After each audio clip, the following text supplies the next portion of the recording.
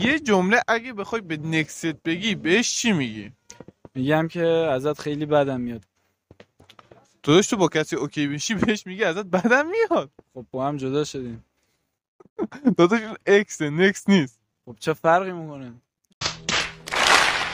یه جمله اگه به نکستتون میخوایم بگیم بهش چی میگین؟ امیر نباشه فقط. یه قدم واسم برمی‌داشتی شارگم واسط میذاشتم. شما؟ خدا رو شکر که منو داری، بعد به بودن من بعد افتخار کنی. امین. من میخوام پاس بشم.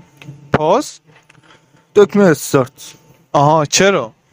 ببین رابطه امروزی اصلا به درد نمیخوره، استفاده نمیشه، مسخره است. رابطه مسخره است. ببین رابطه های قدیم خیلی عاشقانه، اوکی، زیبا، خفن. یکم فاصله بگیرم.